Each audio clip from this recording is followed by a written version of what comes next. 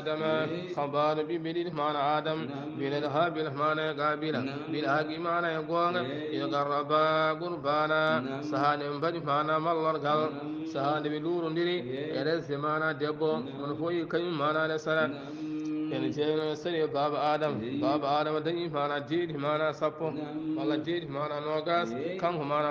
باب آدم ودني ديد نوغاس ولا يوم هوا دني ديد نوغاس كال هنريد معنى كفونيب معنى دبو معنى يغوركو ونو يسري مكونون وكالا غوري مبه ليس فونير معنى غودون واسالس معنى فونيرم يوم صها قابلة ين فونير مكو معنى علي يفونير قابلة ويا يورس معنى فونير معنى هابلة ويا لا كان هو لساني فونير هابلة ولا سلك فونير مكو سو معنى فونير مكو نيبول يود يفونير معنى هابلة يوم صها نبي الله آدم وعلا ثم دي معنى سري الله يوكلا غوري من يورس فونير غندون معنى غوسينرون فدوم معنى سري وسري كان معنى قابلة يوم صها الله يمي آدم ويوبي من ما بفو يلتن معنى صدق سو يلتني معنى صدق ولا معنى دوهاي كلام صدق معنى جبا يوم صها كون لسنا دب معنى فود ندرسلو يوم إذا قربا قربانا سهل من بدي معنى ملل كان هابل معنى قابل قد قبل معنى جبنا من هذه ما يقول ما به ولم يتقبل معنى جبنا من الآخر معنى كدير هابل معنى جبنا قابل معنى جبنا يوم ساكن وهابل دينو جبنا وليس معنا فنير قابل بيهم لا أقتلنك يقول دي معنا من وري آن معنا هابل قال هابل بيهم إنما يتقبل الله الذي معنا جبنت من المتقين معنا قول بالله سايان الله جبناني ما كابولاني الله أسلك من ور الله ثم تجي الله جبناني من ونن بقول الله ثم تجي الله جبني قال يوم سهاوي كان معنا هابل وبي لا ينبسط والله سابتي جنگما سافوتي جنگما إلي فيولي أم يده جنگما لتقتلني بلها برامي ما أنا ولا نمين بباسد يدي من دين فوترا معنا جنگم إليك فيولي ما يقتلك فورن معنا وردم سبو إني نمين أخاف الله من دين مرهولي الله رب العالمين جيد معنا بند مرهولي الله وردم إني من أريد مرموي من دمانا مريدي أن تبوسا وليكم نندو تطلع باسمي بكارم واسمك بكارم ستي أوليكم بكارم خود معنا جتا معنا نوا أتكون الله رضا من صحاب النير ويم جنگ معنا جيلا وذلك وجنكادوه جزاء الظالمين ونجب دمانا تونيوه فضوى الله سلني مكانك معنا قابلا فقد طوى له نفسه شتار مكو سرني قتل أخيه ورد معنا مسد مكو معنا هابل ورد مسد مكو هابل فقتله هو ولم فأصبح وتين من الخاسرين ويفرت معنا وجيا يولا أنسان هن كان قابلا وولي معنا هابلا ورنك معنا أندري قلنا وده معنا قابلا ورنك أندري قلنا وده هابلا لأنك أون قتيل ورير معنا دولي دي وأنده قلنا ودرين وفاس الله على نلي ورهابا معنا جيج يبحث معنا إن بدو في الأرض معنا إليدي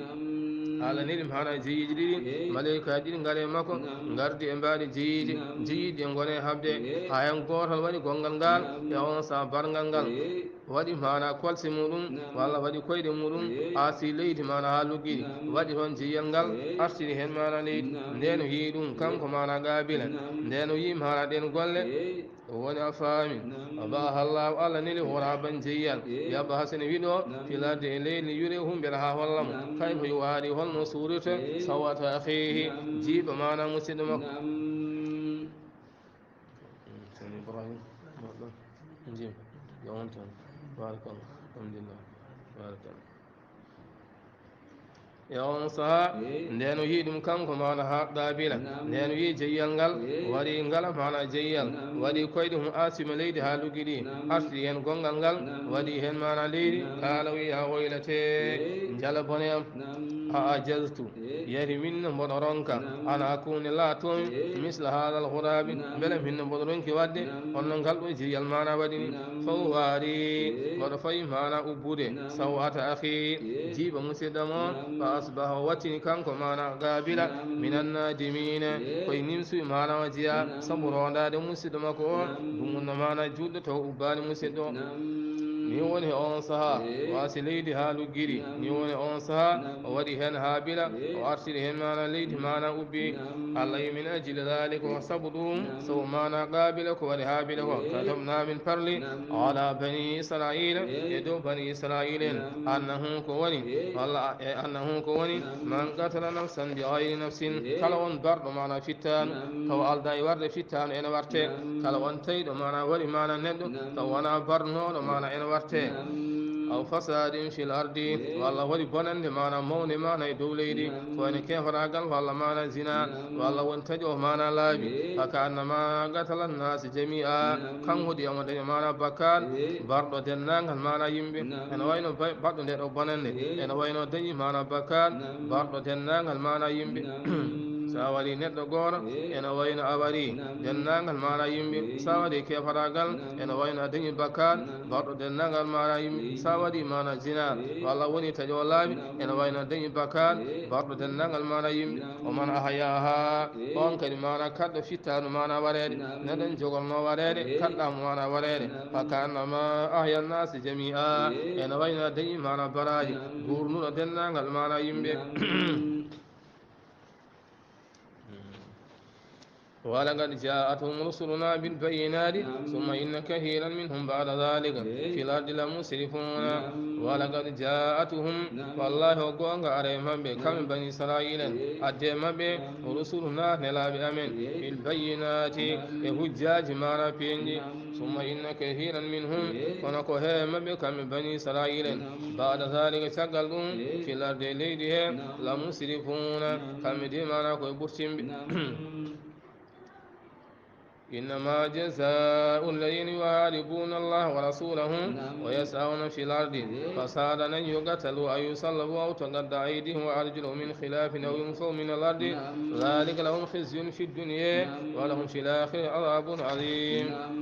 إنما جزاء الذين يكون جبد بأن مالا يحاربون الله حبوا بالله ورسوله إن لا دمون ويحبوا بالله إن لا دمون والكون جبد ما بين ويسعون من جهة في الأرض إليه فسادا وده المعنى بنن وإن تجمعنا الله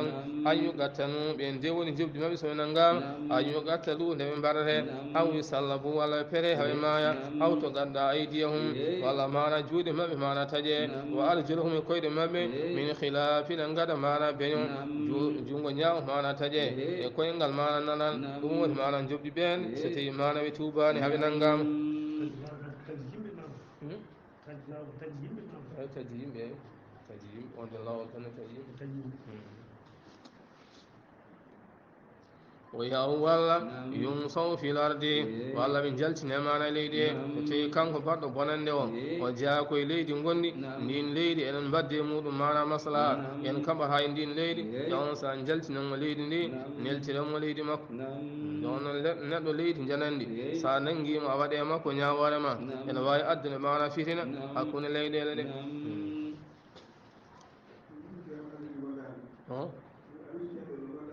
ha hadi